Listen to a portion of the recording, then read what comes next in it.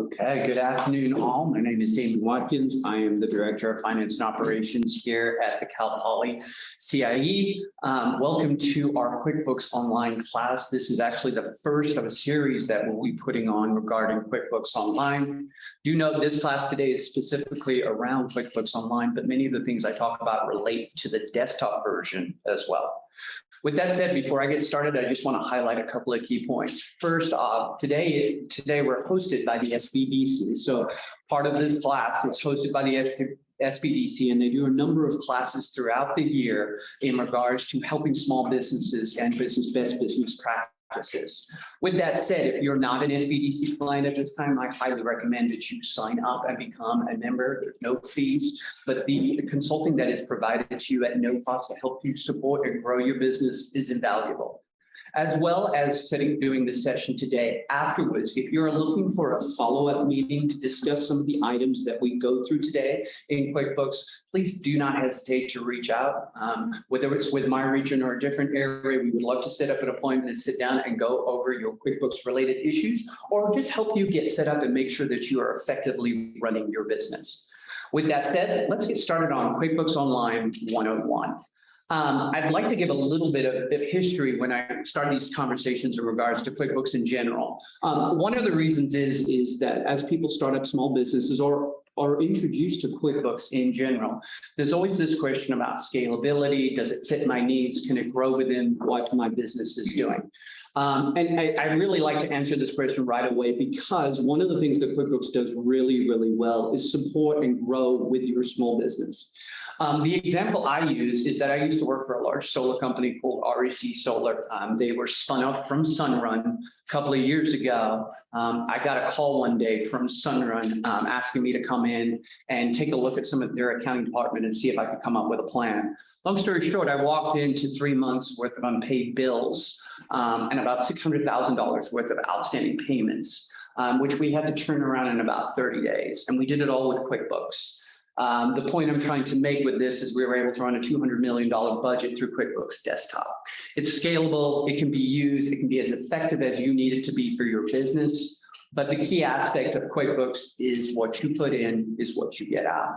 So today we're going to spend some time around what it takes to get QuickBooks Online set up, what it means to set up a company file, the chart of accounts, dealing with your vendors and your customers, and then most importantly, the relationship between QuickBooks and your bank and how we track and categorize these transactions within QuickBooks Online.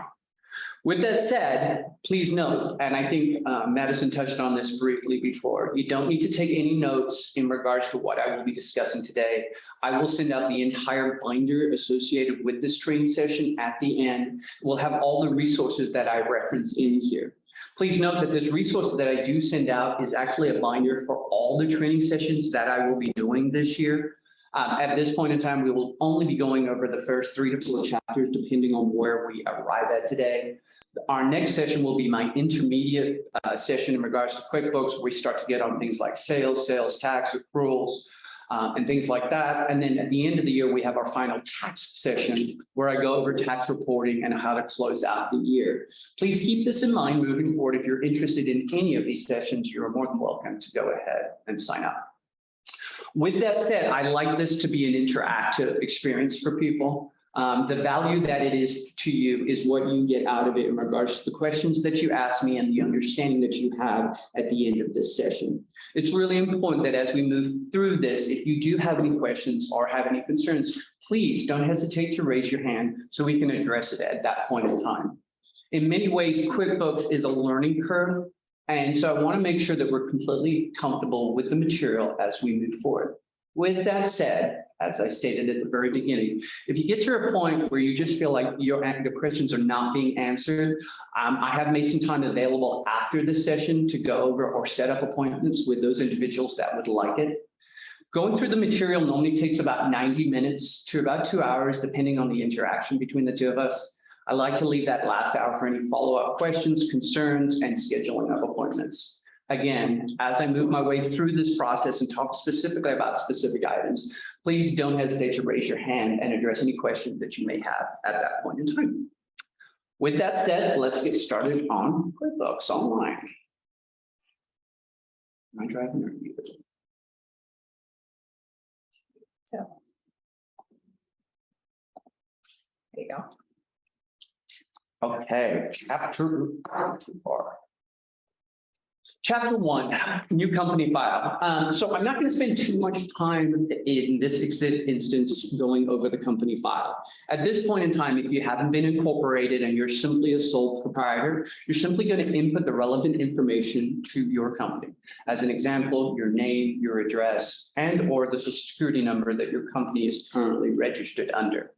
Also understand that if you do have your company incorporated, this is where you will set up the entity within QuickBooks. Now, it's really important to take the time to ensure that you do have this company file set up correctly, as it does impact your tax reporting ability at the end of the year.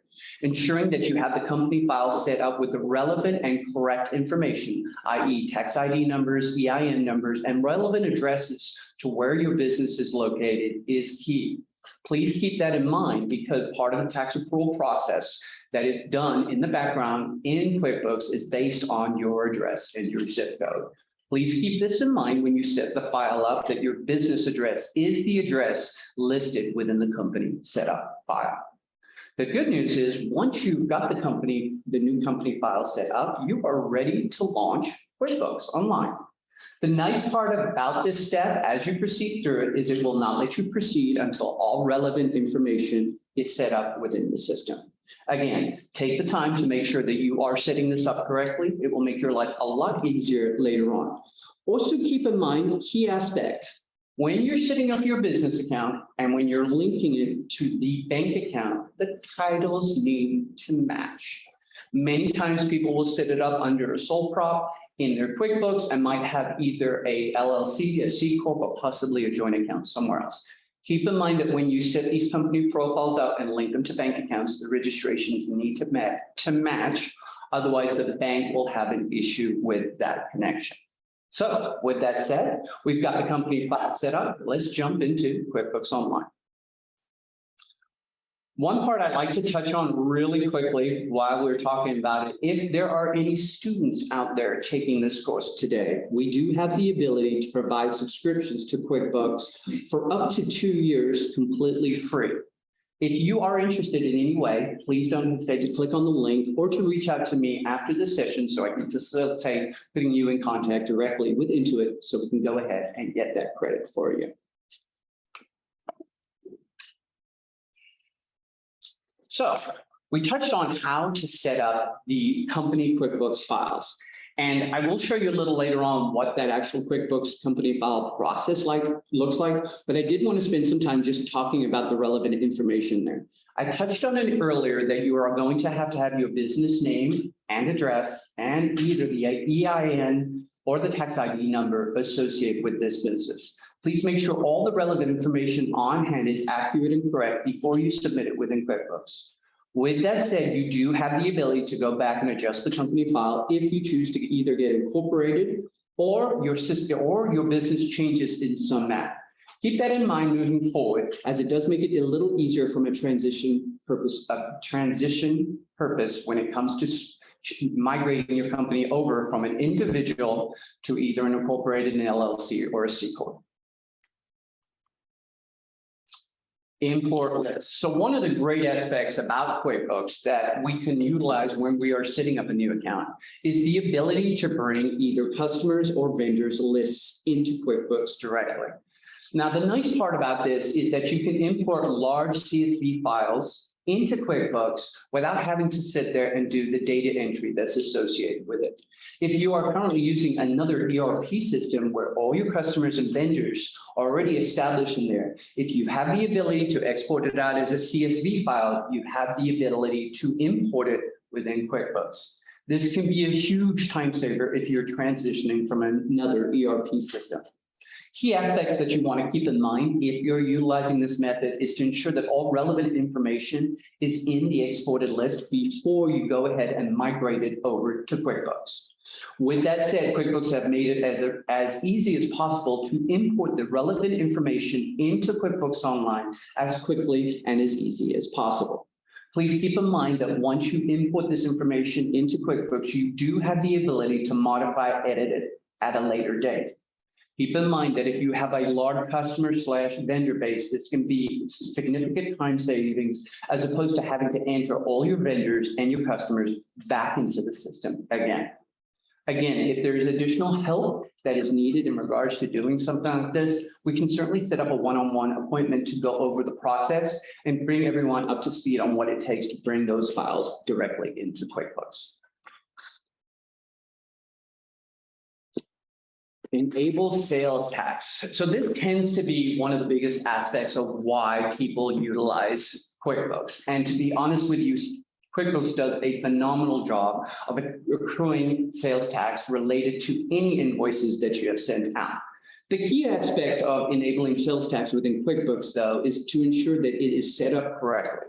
Now, if you have entered the company file in the manner that we spoke about a little earlier, making sure that it is your company name, company address, tax ID number associated with it, the system will automatically start accruing the taxes by every invoices for you on a daily basis. The nice part about this is the accrual is visible and you can see it at any time, and it makes the ability to report back to the state and the IRS very easy.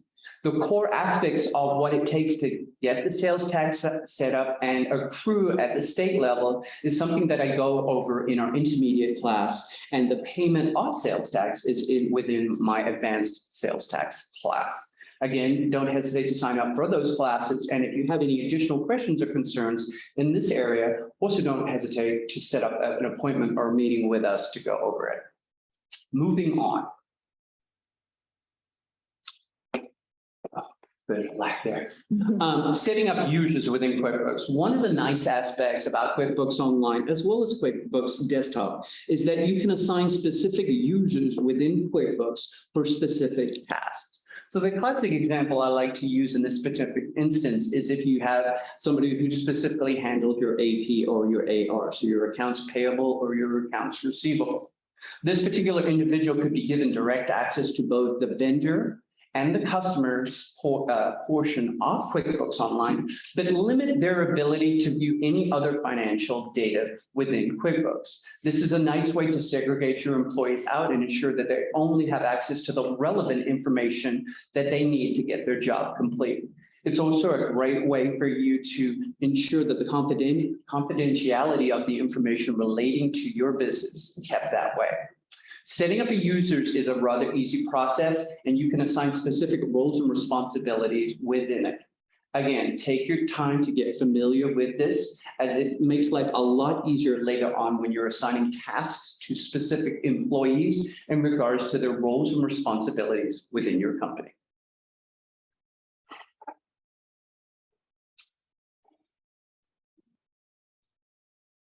So, we've talked about setting up QuickBooks. Now we get to the fun part where we actually get to learn what it takes to operate within QuickBooks. And at this moment in time, I'm going to take a brief break, and I'm actually going to share a video and then touch on some of the highlights of what it does or what it involves in utilizing QuickBooks Online.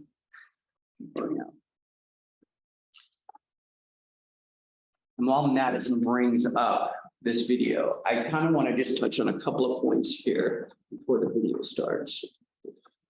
There are a ton of resources out there when it comes to QuickBooks Online. A number of them, when it comes to training sessions within YouTube, pretty much train you on any section within QuickBooks.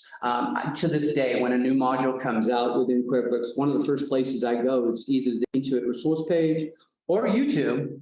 Figure out what's going on. So with that said, let's take a quick look at this video, and then we will continue with our session. This is Mark from the QuickBooks team. Welcome to QuickBooks Online. Let's go over where everything is in QuickBooks so you can start using it to manage your business efficiently. QuickBooks has two different views. Business View is tailored to someone running a business without an accounting background. Accountant View is our classic view that's familiar to accountants and people with accounting knowledge. You can change your view by going to the Settings menu. We'll show you the rest of QuickBooks in Business View. In Settings, you can also do things like add and manage users, manage your billing and subscription info, and set your preferences so QuickBooks is optimized to work for your business. Get Things Done gives you a quick way to access the most common tasks in QuickBooks, like creating invoices, paying bills, and accessing reports. In Business Overview, you can see an overview of your cash flow, invoices, expenses, and your bank accounts once you've connected them to QuickBooks. Linking these is an important first step for using QuickBooks. You can track your expenses and profitability by project here if you have QuickBooks Online Plus or Advanced. In banking, you can open a QuickBooks-powered business bank account, find a small business loan, and even get your business credit score. In Get Paid and Pay, you'll find your money in options like customers, invoices, products and services, and payment links. And here, you'll find your money out options and who you have to pay. Payroll is where you pay your employees or contractors, track time in the time center, or stay compliant with workers' comp requirements. In bookkeeping, you'll see a hub for all your bookkeeping tasks. Transactions is where you'll link your bank and credit cards to QuickBooks. When you do, all your transactions automatically and securely come into QuickBooks. In the Manage section, you can set up rules to automatically categorize your incoming bank transactions, view and manage all your accounts in QuickBooks in Chart of Accounts, or track specific groups of transactions with tags. In the Expert section, you can connect with a QuickBooks Live bookkeeper to help manage your books for you. You can also invite your accountant to view your books and reconcile your bank accounts every month. Taxes let you see what taxes you owe. This is also where you will set up your sales tax rates and manage your payroll taxes if you have them. In the Apps Center, connect apps like Square, Etsy, or Amazon Business to QuickBooks. You can also track your business mileage here. When you need to create a new transaction like an invoice or an expense, select New, and you'll see everything you can create for customers, vendors, or employees. Finally, when you find something you have questions about, help is just a click away. Select the Help icon to see topics related to the page you're on, search for more info, or contact support. Now that you know your way around a bit, what's next is up to you. Here are some groups of videos that can help you get set up, manage your sales, and keep track of expenses. Choose the ones that are best for you. Welcome to QuickBooks. Thank you, Madison. So the reason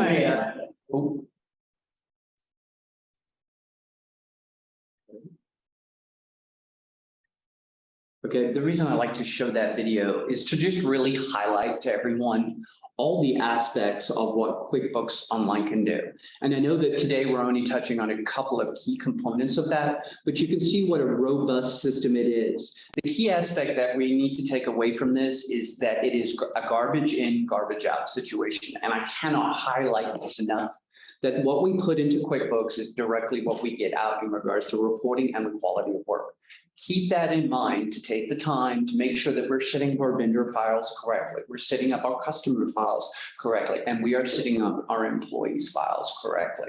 I can't tell you how many times I've had to go into a business and work my way backwards due to the fact that the time was not spent correctly setting up these business profiles at the beginning. Take the time to ensure you have everything set up correctly. With that said, part of the emphasis on that video is to show the huge amount of resources that are available when it comes to QuickBooks Online, including videos and modules on virtually every section and what it takes to set it up, to run it, to operate it, and to overcome some of the issues that a lot of small businesses encounter. So before we proceed, I want to just provide you with another resource that you can use in this process. So we touched briefly on the YouTube videos that are available, and I'd like to reiterate again that to this day, I still utilize them to bring myself up to speed when certain modules are added onto QuickBooks Online, or there's some adjustments to the QuickBooks desktop. With that said, my go-to resource whenever I have anything Intuit related is their resource page. Madison, could you bring up that second link possibly for me so I can just share it with everyone before we go on? So here's the deal with this resource link. This is probably the most valuable resource that you will have when it comes to QuickBooks in general. And here's why. I have been doing this for 25 years, and to this day, I still get questions that I don't have the answer to when it comes to QuickBooks. And the very first place that I go when I have that question is the Intuit results page. And the reason is really, really simple. There is not a question that I have posed yet that somebody else has already not posed. And there's 20 different answers in there. And so the first answer may not relate to what you're looking for from your business, but I can almost guarantee you one of those answers will. And until this day, when I come up with a situation where I'm either unsure or want to get somebody else's perspective, this is the very first place I go. Please keep that in mind. This is also where you can get additional trainings and resources associated with QuickBooks Online. And this is a vibrant area where a ton of support is available, not just from Intuit, but other CPA and QuickBooks experts as well. And as much as a lot of us like to think we're experts, we really aren't, as I am learning new stuff about QuickBooks every day. Please keep this in mind. This is a fantastic resource for you should you have questions, should you have concerns, and you do get stuck. With that said, let's keep moving on to QuickBooks Dashboard. I'm looking at this down by the time like that. Rotate it back and forth. Okay. Chapter 2. Signing into QuickBooks. Now, the methodology of actually signing into QuickBooks is a simple matter of logging onto your browser. Can I share my page now?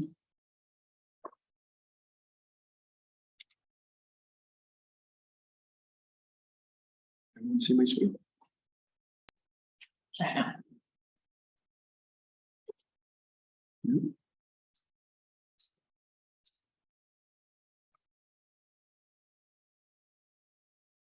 Or do I need to share it?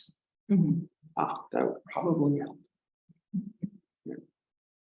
Okay, so let's talk about actually signing on to QuickBooks Online. The good news there is it's super, super easy. Just a matter of going to your internet website and then clicking on the relevant login. In this case, my profile is already set up within here, and I'm going to go ahead and proceed to log in to QuickBooks Online. Very, very simple once everything is set up to go into the system. In this case, I have 2 profiles on here. I have Cal Poly, and then I have a engineering sample company that I like to work out with. I will share with you that I teach this class to our accelerator teams, which are in the hothouse over the summer. And one of the primary reasons I utilize QuickBooks Online is to get them to wrap their minds around the financial aspects of what it takes to run a business. I can't tell you enough. The individuals that come out that have a clear understanding of what it takes to run a business, but not what it takes to operate a business. QuickBooks is a great way to overcome those hurdles when it comes to tracking expenses, relevant information for customers, et cetera, et cetera. Once we are in, the very first page that we are going to come to is that dashboard page that we were shown in the YouTube video.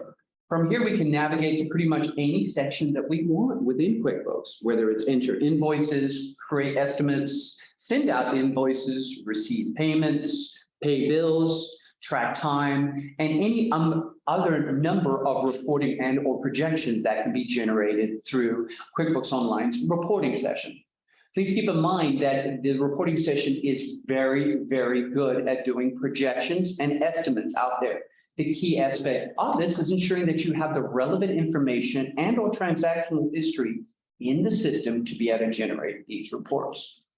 Now, let's talk about what QuickBooks is actually doing for us in the background here and what's the aspects of QuickBooks that we're trying to integrate within our business. Now, at its core, QuickBooks Online is a cloud-based accounting and reporting system.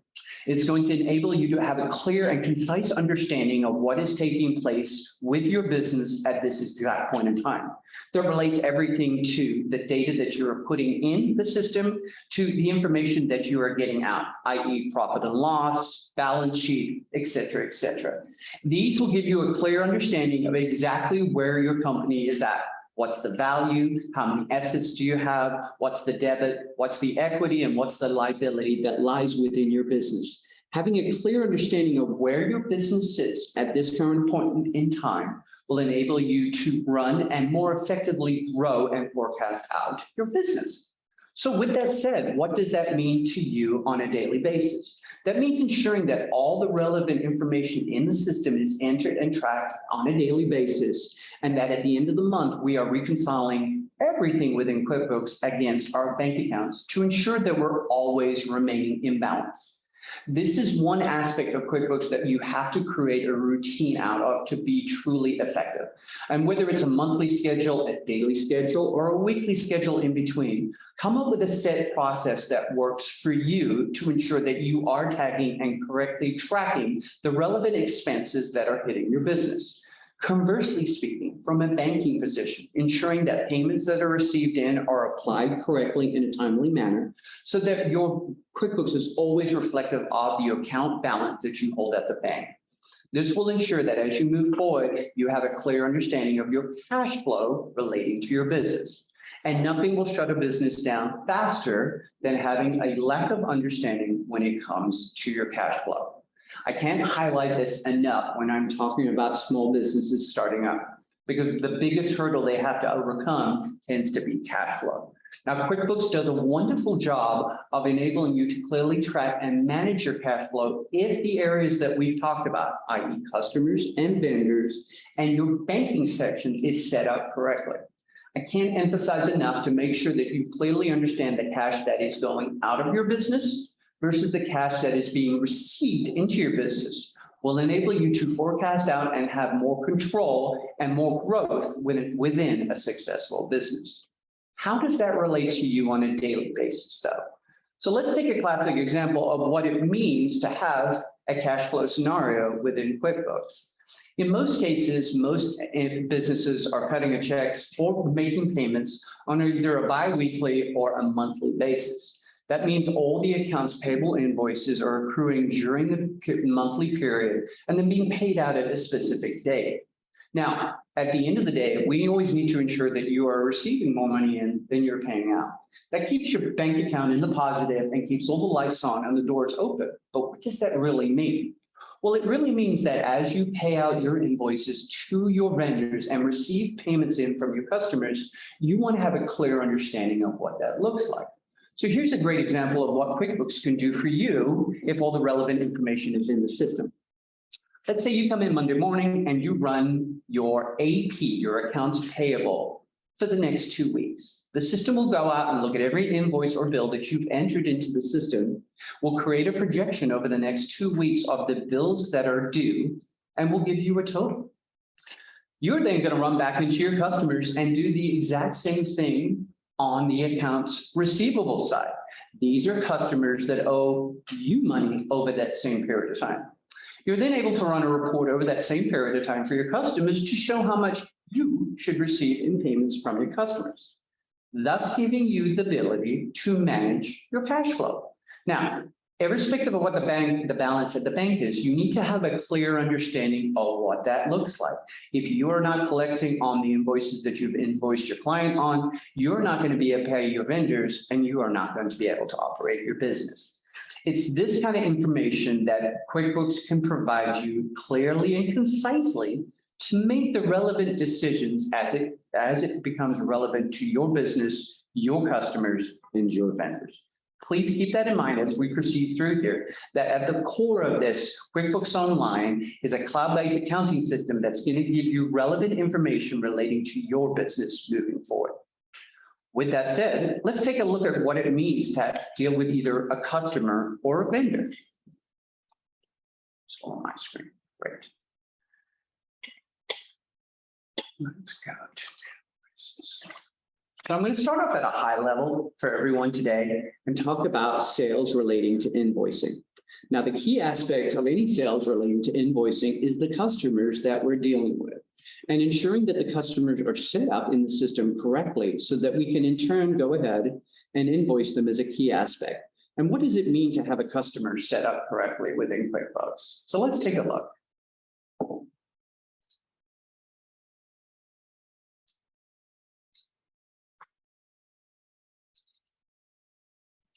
So what does it mean to set up a customer within QuickBooks? Well, it is actually not that hard at all to do. The relevant information that you need is the business name, a contact email, and an address on file. The address on file is not as important these days as most communication is done electronically, but I always recommend that you go ahead and get a billing address on file. This is also relevant for you when you're dealing with independent contractors out there at this point in time, as you will have to generate 1099s at the end of the year to facilitate these particular individuals filing their taxes. With that said, let's take a look at what is needed to go ahead and get a vendor and or customer set up within QuickBooks. As stated before, having the company name and a relevant contact information and or email address is key. I do recommend getting a phone number on file if you can, if only for the purposes of having people within your department need to contact these specific individuals at a later point in time. With that said, ensuring that you have the address on file is great. It is not required in QuickBooks anymore. Simply stating that the shipping address and the billing address is key here. A lot of companies tend to have different ones. Please pay particular close attention to that. Please also note that if any documentation is used to set up these particular customers and or vendors, this is your opportunity to actually physically attach this document to this setup file for this particular customer and or vendor. Now, the nice part about the attachments that I do like to touch on is you do have the ability here that if you do utilize something like a vendor application or a customer form that a customer actually completes for you, you do have the ability to upload and attach here. This is a nice aspect of going paperless, especially as it relates to things like independent contractors and or vendors who traditionally you need to have a W-9 on file for. Instead of having a file cabinet full of W-9s that you are required to have for the vendors that you deal with and or independent contractors, you can simply securely attach it to the customer/vendor setup file, and it's something you don't have to worry about moving forward. Again, taking the time to ensure that these are set up correctly will save you down the line when it comes to processing payments and or receiving payments from your customers and or your vendors at this point in time. Take the time to make sure that you have set up the payment method, and if you have the relevant bank account information associated with the customer/vendor, go ahead and input it in the system as well. This will expedite the payment process through QuickBooks. You will have the ability to directly invoice your customers out of QuickBooks, and they will have the ability to pay those invoices immediately online. The nice aspect of that is that the payment process is turned around very quickly, and it helps you manage that cash flow scenario that we talked a little bit earlier about. With that said, making sure that all relevant information is set up correctly is the most important part of setting up the customer/vendor within QuickBooks. Also, if there are any exemptions or associated with a particular vendor, this is your opportunity from a tax perspective to go ahead and enter it into there. I don't want to go too far down this line, as I do spend quite a bit of time in my tax course going over what some of those exemptions could be, whether it's a resale license, et cetera, et cetera.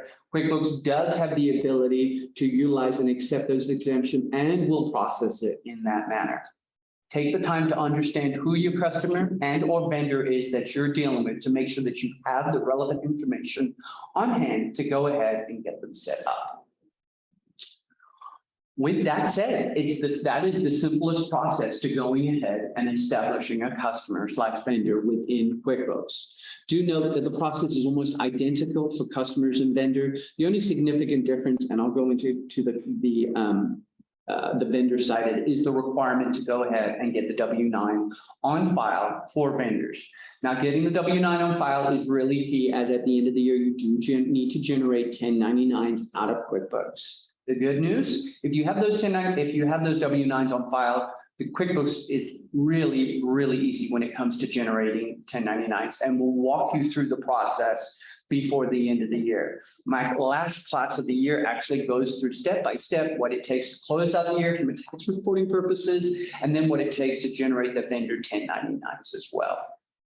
With that said, I like to stop at this point because I have thrown quite a bit at you over the last 40 minutes, and nobody has posed a question. So taking a deep breath, throw your questions at me before we move on.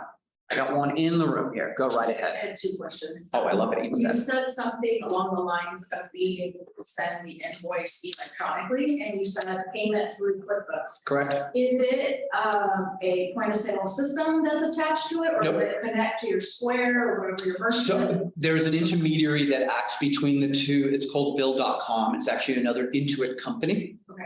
And they facilitate the process that you're talking. They act as the intermediary, but they are not a POS system. Okay. They simply act as an intermediary between the two. The idea behind it is that I can send the invoice to you now. You can click on the payment. You can pull out your debit card and you can pay me right away. So it's an ACH system? It's a debit-based system. It's a debit-based system. So they can use anything from directly linking to their checking account to using a debit card to actually using a check. And there's an internal cost of some sort? There is an internal cost of 35 cents To the to or the person paying, to you, to the business. to the Okay. business. And then my second question, I think you might have already answered it. If there's a W-9 on file, then it's simple to do the 1099s at the end of the year, is that what you said? It's super, super simple. And it's part of the reason that I highlight setting these files up correctly, whether it's the customer, the vendor, or even a payroll situation, taking the time to set them up. Because honestly, if you do it and you know that that's a 1099 individual, when you're setting up the file, you're tagging it. If that W-9 is on file, it does everything for you. You literally just need to order the 1099 forms, put them in the printer, print them off, mail it off to the customer, vendor, and then the rest go to the state and you have your copy. It is literally that simple. I have to do it each year here and I use QuickBooks to do it. So just so you understand, it's probably one of the easiest aspects of QuickBooks that I usually utilize it for. The other part is the tax reporting. And I know I touched on it really, really briefly, but when it comes to things like sales tax associated with invoices, especially for small businesses, tax accrual tends to be a real hurdle for them to overcome. Am I accruing correctly? Is it being reported correctly? And who do I report it to? Are the three biggest hurdles. Unfortunately, when it comes to the IRS and the BOE, the Board of Equalization for California, ignorance is no excuse. And I can't tell you the amount of times I've had individuals walk in here. We'll share a story of last year. Madison's heard me tell it at least 3 times. Had a young lady in her 60s come in here, and she's been making salsa in town for the last 10 years. Sells it at the farmer's market. Never paid sales tax, ever. Oh, geez. She got her letter from the BOE. They were suspending her ability to operate at the farmer's market. They put a lien on her house. And she had $102,000 worth of back taxes over 10 years that they were going to go after her for. So she walked in here last year in February, right in the middle of COVID going on, and she was virtually in tears. And she's like, I've been doing this. It's a family recipe. This is how I make my money. And she's like, I thought I got good advice. I was told because I was selling it local, I didn't have to account for this, et cetera, et cetera. And to a large degree, she's been doing it cash based, but she got a Square system. And this is actually how the BOE found out about her. They track everything. Long story short, we spent about 4 months negotiating with the BOE, right? We got it down to $20,000. She paid it off by the end of last year, and she's good to go. The point I'm trying to make to you is take the time to get it set up. If you have a problem, address it, resolve it, and move on. Don't put your head in the sand. Okay. The head in the sand was cheaper though. The head in the sand was cheaper in this instance. They do not all end up like that. Okay. This is a really good, and just so you know, part of what I did is I tagged on to the COVID thing. And I basically stated that COVID had played a part in putting her in this position, which is why they created the scenario where they were able to forgive so much of it. Traditionally, they won't, okay? Government wants their money. We have a large deficit, which means more money, less deficit. They will go after every dime. And I hate to tell you this, but they don't care. Their job is to collect from you in any way they can. So of all the people in all the world, you always want to be good with is the IRS and the BOE. It's not something to mess around with. They will come in and close you down like that. And I really mean that when it comes to small business. I'll give you another example of how strict they can be. We have accelerator teams in here over the summer, right? We give them $10,000. We say start a company. We give them access to consulting. We give them access to everything to find out in that 3-month period if they have something that can go to market or a service that can provide to our local community. last year we had 2 years ago, we had a team in here, a great product to charge your car in your garage. You can charge a Tesla, a tenth of the cost of what Tesla charges you. They built this product, they were great, went onto Amazon, created an account, put their product out there, started selling it, and then the IRS showed up and shut them down. But within 3 days, 3 days, how did they know? Because you're on Amazon. You're registered as a business. The very first thing they do is go out and look to see if you're registered at the city, the state level. They weren't. They got shut down. Boom, like that. Took us 2 months to get them back up and running, right? Register with the Secretary of State, register your business, at an LLC. Again, take the time to make sure you're doing your due diligence when it comes to your company. What should my structure be? What do I need to do to make sure that I'm set up correctly to be able to do business? These are all the things that need to take place before we even get to QuickBooks here. But with that said, if you're utilizing QuickBooks, it's going to ask you the right questions to get you there. The other part about this is don't be intimidated by the fact that I'm doing this all by yourself. You're not. SBDC is in virtually every city and county across California. There are resources available to everyone in every field to support them, whether it's me when it relates to QuickBooks or another expert in another area relating to your business. These are just some of the resources that are made available to anyone out there who has a business and who is looking to build a business in our local communities. That's what we do here. That's why we provide these classes here. With that said, that some of that responsibility is on you to make sure that the things that are necessary to run a business effectively, registering your business, getting a business license, registering with the Secretary of State, getting a tax ID number is key. If these things are not set up correctly, you will not get the benefits associated with running a business, i.e. being able to write off some of the business expenses associated with it. It all works if it's done and set up correctly. Again, I'm going to pause here and say the key date for all businesses out here is December 31st. You want to make sure that you have all your ducks in a row and lined up before December 31st. If before that date you have concerns, you are unsure, you have an opportunity to correct it before that date. Understand, once that day passes, you're done. So making sure that everything is set up correctly, you're reporting correctly, you're accruing correctly is key. Again, reach out to resources around you. If you need it, there are consultants available to sit down and answer some of these questions. Looks like we have another question. Ooh, that's a good one. So the question from Sandy, what is the value of using QuickBooks Online versus older standalone QuickBooks? So great question. So the desktop version is significant. Let's try that again. The desktop version is significantly more robust when it comes to the reporting and forecasting side. And why do I bring that up? So specifically when it comes to QuickBooks Online as a core, the product itself is designed to facilitate transactional activity, right? And tag it to the corresponding correct chart of accounts so that you can track your expenses effectively. One of the things that QuickBooks Online does not do as well as QuickBooks Desktop is the ability to build and customize specific reports. You still have access to the reports, but you don't have the ability to customize and save them as effectively as you do on the desktop version. I bring this up because a lot of the teams that I work with are accelerator teams, which are startup businesses. Their primary objective is to get to market and then go out and look for investors. What's the first thing investors want to see when they come and talk to you about your company? They want financials, they want forecasts. And the ability to be able to produce that is key. So the very first day that I have our accelerator teams in here, I'm sitting down, presenting them with the exact same thing that I am showing you guys today.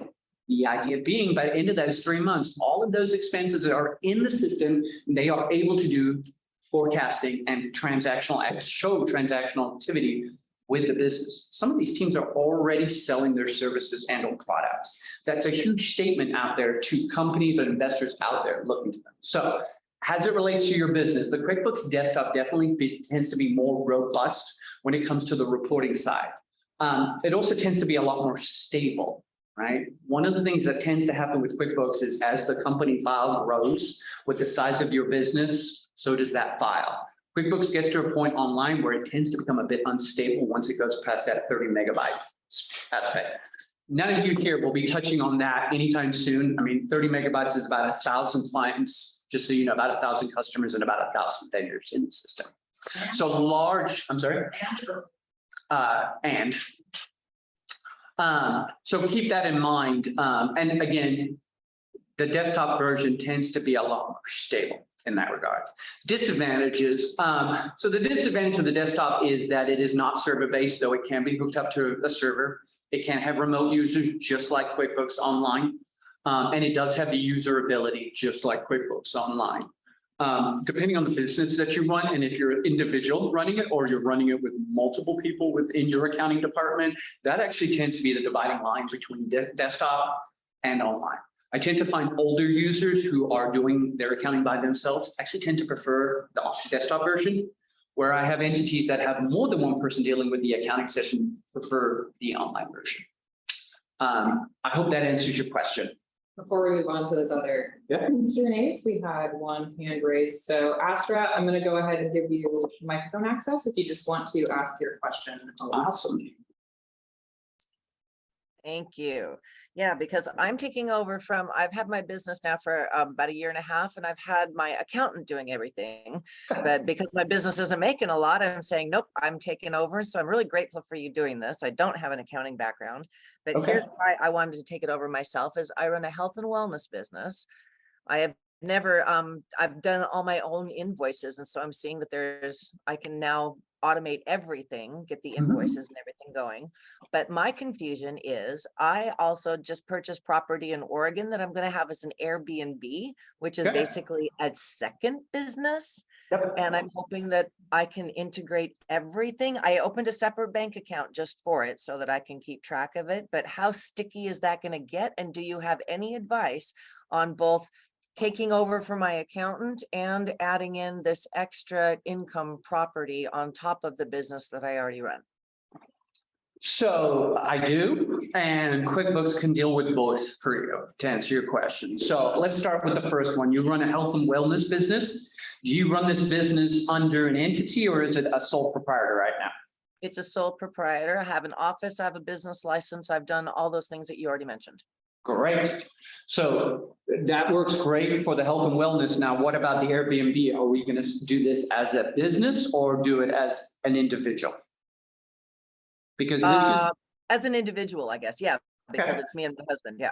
So you would be able to set up both company files within QuickBooks. You could either choose to do them separately, i.e. 2 company files. So just like when I opened QuickBooks up, you saw the Cal Poly one, and then you saw the RMD construction company. You could literally have both entities set up separately like that so that you could track each expense separate from one another. Understand that they would still report under the same Social Security number. Right. You could also bring them together and track them together within QuickBooks since you are reporting under the same Social Security number. Will one be more confusing than the other? No, no, we would say, and what we need to do here is I would need to spend a little time with you, but we would use a section within QuickBooks called projects, where we can basically break out a specific area or business line within the business and track those expenses unto themselves. And so basically we would have one project that would track against your health and wellness business line. And then we would create another project that would deal with the Airbnb. And so that way you could segregate them out separate from each other, but still track the line item expenses associated with each specific project. Awesome. And if you want to follow up with me after this, I would gladly set up an appointment where you and I can go over this one-on-one, and I might be able to answer and give you a bit more advice and suggestions in regards to the best ways to go about it. Thank you. I appreciate your help. You're very, very welcome. Next one. You mentioned chapter 1 about being to import list. How is this done and to what? Okay, Esmeralda, great question. So how it is done is, and I want to be really careful here. So the very first time you attempt to do this, I would highly recommend that you have someone who's either done it before or knows what they're doing. Here's why. I've seen people try to upload 300 customers into the system, done it completely wrong, and ended up with 1,000 customers, all in the wrong place, all done incorrectly. You then have to go through those each individually and remove them from the system because there's no way to mass remove anything through there.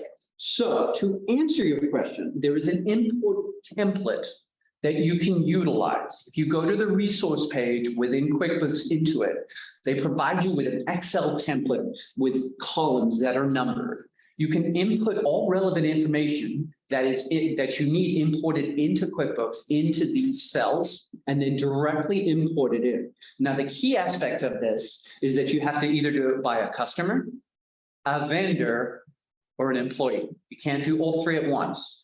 So if you're dealing with all three, you would involve 3 separate uploads into the system. Esmeralda, if you would like some assistance and or help with starting this process, let's set up an appointment. I don't want to go too far down this path today, but if you have a clear understanding of what information you want to bring into QuickBooks, I can gladly spend 10 to 15 minutes and show you the process that's involved with that. Hopefully that answers that question. And then I'm going to move on to Crown. She says, can this be paired with Shopify? So when you say can this, are you talking about QuickBooks? Because the answer to that is yes. You can use an intermediary. There's a number of them that Intuit use to facilitate lining up with these other third parties out there. I believe right now the only one out there that Intuit does not directly connect to is American Express. I mean, everything else out there you can connect to in some form or manner, or they have an app associated that can be added on to QuickBooks Online. Okay, love the questions. Any more out there? Before I have a quick question, actually. Sure. In response to one of the questions that came over online. So when you talk about the projects, for a company that is investing in infrastructure to land or anything, would that, like a project like that, also be used to like separate expenses that may only happen every 5 to 10 years? Is that a utilization for the projects? That's exactly right. I'm going to show you guys and talk about it really quick. Hopefully, we've never done it in here with a joint virtual / people in here. But here's the way to think about this from a business perspective, right? So within QuickBooks, the key aspects of everything that we deal with actually come down to the 3 things that we've been talking about: your bank account, your customers, and your vendors. Pretty much everything in here, I'm not going to put payroll and employees in right now, but everything flows through these areas here transactionally, whether it be invoices coming in, bills going out, or conversely. The idea behind a project is to isolate specific expenses to be able to track against them. And the reason for this is that some of those expenses, and I'm going to add employees at the bottom here, right? Let's roll this project 1, project 2, is that a lot of these operating expenses that hit at the business level are associated with these projects. But we don't want them to be commingled with what's taking place here. So by establishing a project, we can tag specific expenses, what you were talking about, from a long-term planning perspective. So when the year closes out, these projects still keep moving forward with these accrual expenses in them. Closing out the periods, we're moving forward. That enables you to manage each one of those projects from a long-term basis perspective. It also enables her, with her question regarding having the Airbnb and the health and wellness, to be able to segregate them out, but still keep them together. Why? Because she's a sole prop. And she's going to want to take the benefits of both of those from a business expense scenario. Does that make sense? Yes. So again, it comes down to our ability to track and record those expenses in the relevant areas that they are. And at the core of it, that's what your business is all about, right? It's making sure that the relevant expenses are hitting the correct areas so that you're tracking them correctly, reporting them correctly. Conversely, with your customers, when you're billing them, understand what you're billing them for and what that expense is associated with. So the nice part about this part, from an employee perspective, right, is traditionally your employees' expenses are all hitting up here for you, really. But say you have an employee where you say to this employee, the land project up in Oregon, I need you to go and put in 3 days worth of work working on this. When this employee comes to do his time card, you can directly tag those 3 out to this project, right? Doesn't interfere with anything else. You in turn, when you come to run the reporting on this project, for whatever reason, well, it's billing a customer or just to do a report to your CFO, you can come over and look, oh yeah, Johnny did 4 hours here. We had this expense relating to the assessment of the land, whatever it means, maybe is tied specifically to that project. This is really nice, and I don't know if you guys do government contract, but like percentage of effort. This is where government contracting loves this side. I used to work, I received a lot of the VAs. All of our projects are set up as percentage of effort because that's how it's based. So you can get really complex with it, or you can keep it as simple as you need it to be for your business. Probably went too far there, but hopefully that answers you. No, that's good. Yeah. Thank you. You're very welcome. Great questions, guys. I love it. Before I move on, I just want to make sure everybody, no more questions there, because we're gonna jump into our customer side of things right now before we move too far. So nobody have any more questions? Awesome. Love it.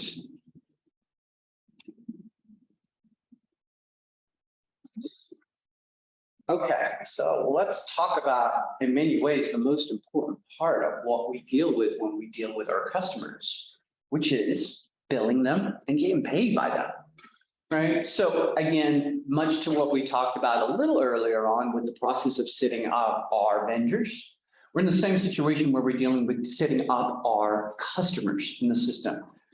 Once we have our customers set up, with that said, it is really an easy process to go ahead and generate an invoice within QuickBooks. Not only is it easy for you to go ahead and generate the invoice, it's easy for you to go ahead and get the invoice paid by the customer with their ability to process that payment directly through into its online payment system. So let's take a quick look at what it means to go ahead and get an invoice set up.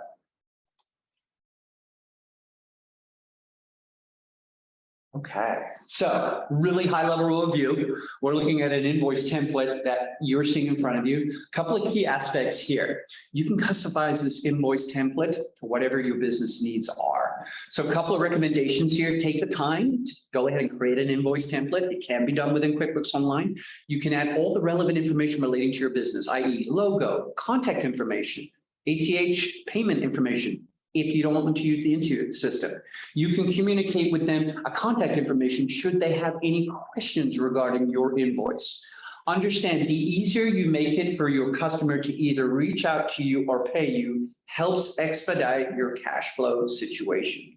So guess what? If a customer is looking at an invoice and they're like, yeah, something's not right, but there's no contact information on that invoice, guess how fast that invoice is going to get paid? It's not.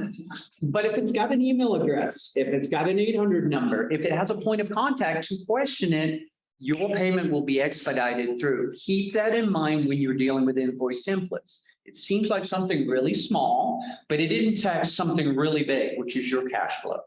The ability for your customers to pay you quickly and concisely is key. So what relevant information do we need to have on the screen? Well, the good news is if we've set up our customers correctly, everything is really here already. So let's walk through what they mean, and then I'm going to touch on some key aspects in regards to cash flow again, just so that everyone is clear. So obviously in this case, we're dealing with BAC electrical engineers. We have a contact email on file. Now, currently, they don't have any payments lined up on the system. If you notice on the right-hand side here, you have the card and or bank transfer. Once the first payment is put through by the customer, the system will either remember or ask you if you want to remember this information, making it easier for the customer to facilitate payment. Other key areas are the billing address, which is set up when we set up the customer and or the vendor, and the terms associated with this particular customer / vendor. Now let's take some time to talk about terms, okay? The reason I bring up terms, I go back to a comment that I made or a point that I made at the very beginning of this when I was talking about accounts payable and accounts receivable and managing your cash flow. Nothing will have a bigger impact on your cash flow as the terms you give your vendors and your customers. I like to take some time to make sure everyone clearly understands what's taking place here. So let's have an example. We have a customer whose name is ABC. I go out and I quote a job for him, $100. come back. I go, okay, $100 for this project that I need to complete by this date for the customer. I need $75 worth of material to complete. I go out to my vendor and I say to my vendor, I need this material. He gives me net 10 terms. I don't have much history. I'm a new company. He can't afford to give me longer terms. I have 10 days to pay that vendor back. I go do the work for my customer. I generate an invoice for my customer and I give him net 30 terms. Okay, we all smirk here because we all know where Damon's going with this, but you have to put these things together in your mind. You're going to have to pay that vendor 20 days before you are going to be paid for the work that you did. That's called cash flow. Cash flow management is the ability to manage this aspect. And the reason I bring this up is I can teach you how to, number one, build that credit, get your terms within 90 days. It's not hard, but you need to be doing the right things to do it. So rule number one, get yourself a bank account in your business name. You have no credit history whatsoever. $500 in the account, get a secured credit card. The moment you swipe that card, guess what you're doing for your business? Creating credit. Understand, credit is not how much money you have. Not how much money someone's willing to give you. It's the ability to pay debt. People perceive that it's the amount of money they get. It is not. It is the ability to pay debt back. Once you start swiping that card, you start building credit history. The next vendor you go to, when he runs your tax ID or social under that vendor, he's going to see transactions. He's going to give you better terms. After 90 days of doing that, you will have credit history. You will be able to apply for a line of credit on your business, which enables you to manage your cash flow.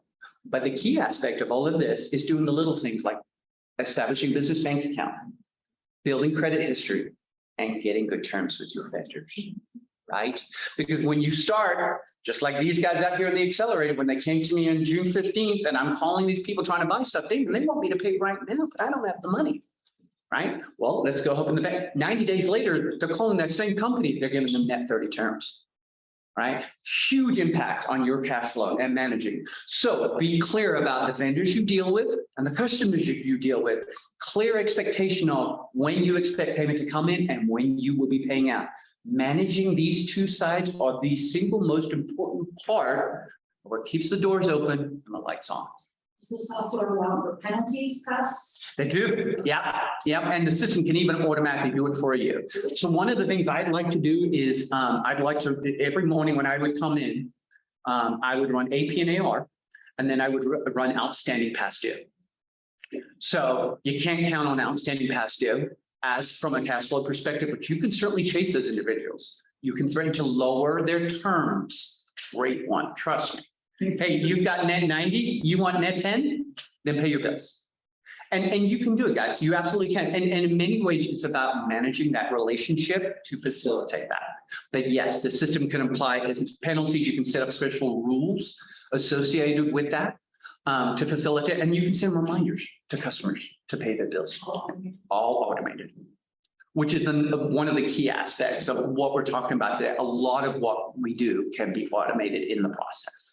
I don't think people hear that very well. No, they don't. Yeah, They don't like connect this, I have to pay it in 10 days, it takes me 30 Yes. days, or they haven't paid in 60 days, well, why aren't you charging my fees? Exactly. Instead of going to the bank, are you lending the money now? Yeah, Yeah. and you bring up an excellent point, and if I can reiterate something that I have to tell people all the time, you're not a charity, and this is not a popularity contest. You are running a business. You have expectation. Here's the deal. If you're not getting paid, it means that you can't pay people. That's an issue. Trust me when I tell you, when other businesses look at you, they don't care that you're not being paid. They care about being paid. Nothing will ruin your reputation more than not paying people in a timely manner.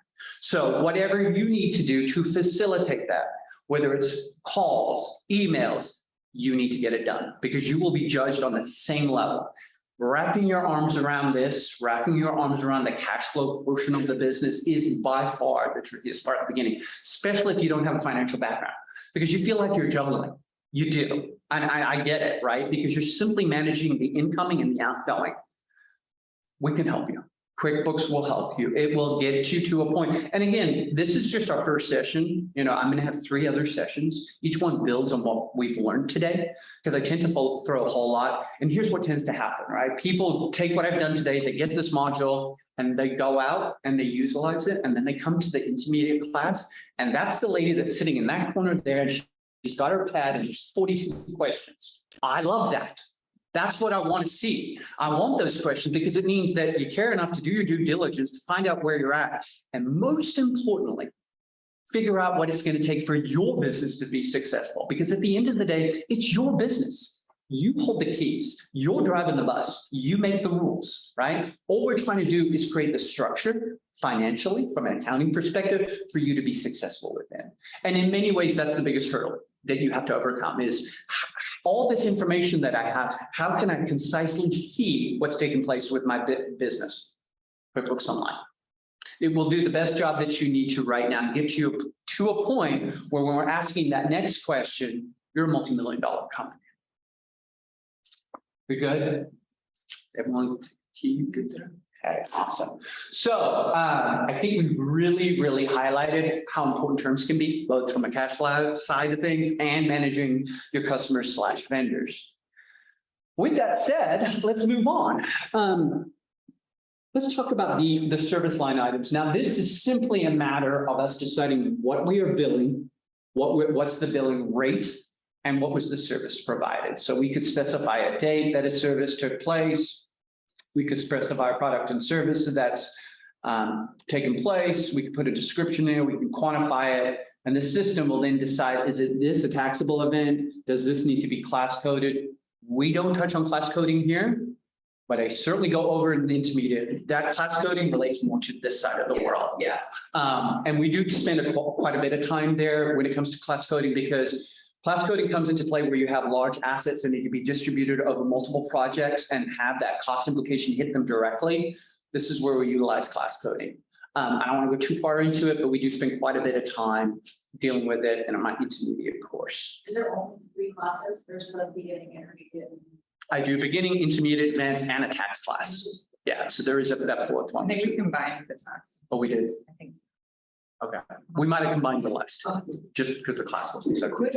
I have a quick question on the classes and everything. It won't be too far into it. But so for my example, I'm stepping in as a secretary of this company, and the prior secretary had, I would say, limited knowledge, or she made some mistakes in the Intuit platform and that I've noticed and caught. So I just don't know how to fix everything. I have paper, like history of everything. But in order to fix it in the system, will you go over some of that? I'm sure I would probably need to take some of your time outside of it, but is cleaning it up, I guess, that's doable as far as like what's been done? Completely. Yeah, completely. You actually bring up a point that I was going to jump onto next, which is closing out periods, locking them down, and then going back. So let me finish up with this invoice, and then I'm going to actually touch on that exact subject. You timed it well. Invoicing, I'm not going to spend too much time on here. You know what you're invoicing for, your products and services, et cetera, whether it's taxable or not. If you do tax it as taxable, the system is going to reference the address on record and the zip code right here and map the correct tax rate over for you automatically. Now you do have to set up the tax regions for each area. The system will not do that automatically, but the good news is in there, it'll pull in the tax rate for you once you have. So City of SPLO, 8.75 tax accrual will take place. When you go to do your reporting, this relates to the lady was talking about her accountants at CPA. You won't have to deal with that individual. That information will be available by the category, by the state, by the city, for you to simply go into the BOE, the Board of Equalization for California, and input those relevant amounts in the system and do it for you all. There's no fee associated with that, so you don't have to pay your accountant. The key aspect is making sure this is set up correctly. Again, I spend a lot more time going over what it takes to get that set up, including what it means to get the BOE and the IRS set up in my final tax / advanced Intuit class. With that said, once everything is inputted, you can even go down to the bottom here again. I like to highlight this. If you have quotes associated with it, if you have additional instructions and or billings, you can tag it to the specific invoice so it is there as a reference point later on. And then it's simply a matter of save and close or save and send. This invoice is directly sent off to that email address of record. That customer is then able to pay that invoice right away. So talked on vendors, we've talked about customers, talked about setting up the QuickBooks file to get us to this point. The one part I'm going to touch on, let me bring this up really quickly, only because it was just brought up, is let's really just take a brief second to talk about what it means each month to close QuickBooks out. This is really, really important when it comes to understanding where you're at financially as it relates to your business, and here's why. Periods within accounting are really, really important. When we close a period out within accounting, it means that we do not have the ability to charge back to that period. The key aspect of that is that as we go ahead and do the reconciliation at the end of each month, meaning we take all the information in QuickBooks, we compare it to our bank and ensure that we tie. Once that's verified, you have the ability within QuickBooks to lock that period out. That is significant, and here's why. A lot of businesses tend to get invoices and or bills late. Once you've locked out a period, you do not have the ability to go back and put either an expense or a charge in that period, meaning you have to recognize it in the period that you're in. Now, from an accounting perspective, you always want to recognize it in the period that the expense happened. There are exceptions to that, and we're talking about these exceptions, and here's why.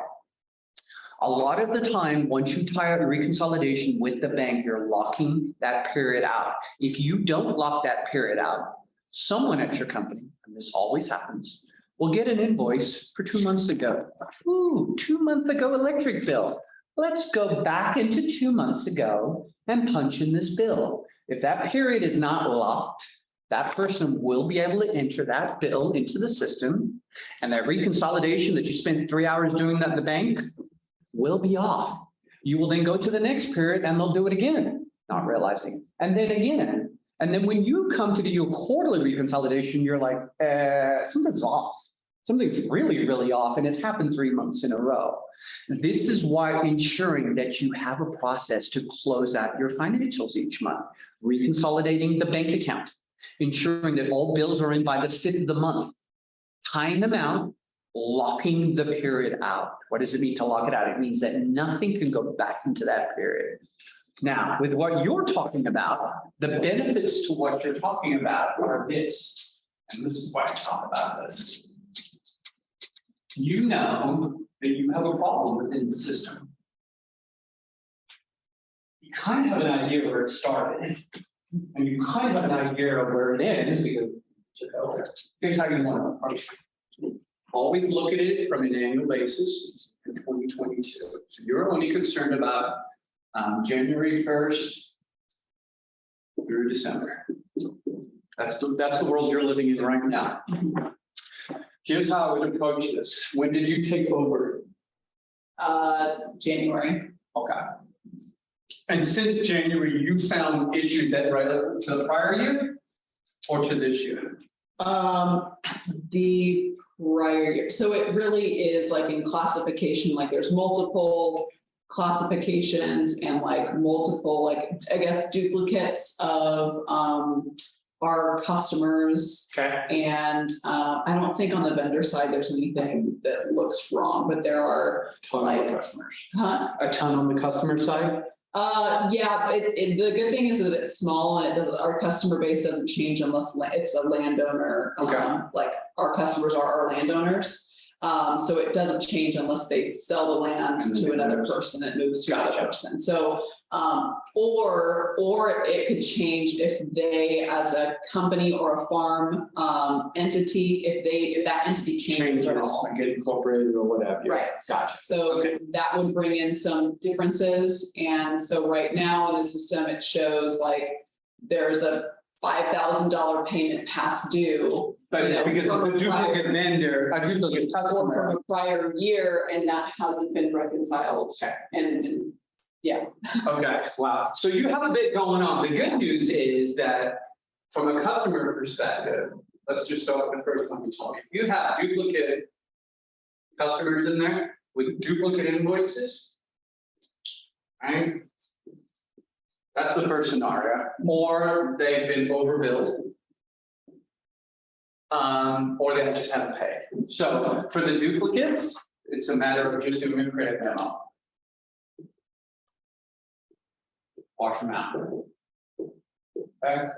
Whatever this balance is for the duplicate, do it for the credit memo, wash these two out. We can talk about what it takes to do a credit memo. Okay. This, from an accounting perspective, will wash out the duplicate invoice. This, if there's still an active invoice, you can still apply the payment. You can use the same methodology if you have a duplicate client. Okay. Here's the one golden rule, and this is the rule that relates to everybody listening to this in QuickBooks. We do not delete. We never ever delete. We deactivate. But why, David? Why? Here's the deal. You delete, you lose the information. It's gone. So if you deleted a customer that you had applied invoices and payments again, you delete it, you lose everything. What do you think the first thing is that most accountants want to come into QuickBooks and do when they clean up? Let's start deleting stuff. Get rid of that one's no good. That one's go, whoa, why is my balance sheet? What, my P&L just, what?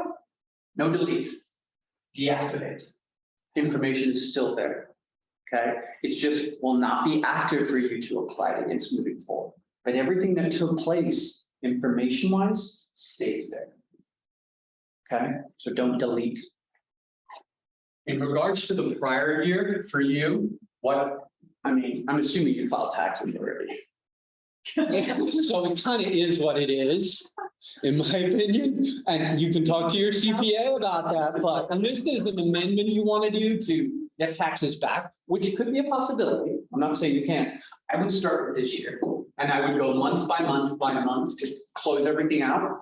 And each month that you got through, I'd lock it out. Mm-hmm. And as you move through the month, what's going to start to happen is information is going to push back, and you're going to capture that in the month that you're in. That will get you to where you are today, and you'll know that each month is correct. Because as you close it out, you're going to go to your bank, you're going to look at the bank statement, and it's going to say boom, and yours is going to say boom, next month, next month, next month. And it will take care of this problem. Because your customers' payments are going through the bank, then you're clearing them in QuickBooks, this will tie you out, right? Mm-hmm. It still leaves the issue of the prior year, but it means moving forward, you're good grounds. Yeah. Makes sense? And then you just take the process and repeat it monthly. Right. So in-house, right?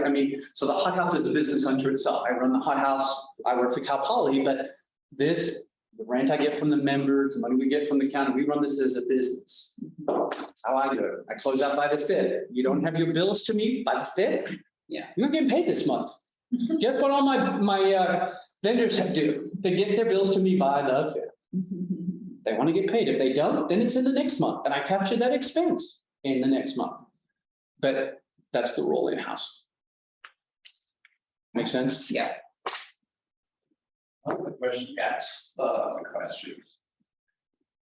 Okay. And lastly, but not leastly, my favorite topic in QuickBooks, because I'm the accounting geeky guy, is the chart of accounts. We do have one last question about it. Oh, I love it. Okay. What's the next question? Let's see.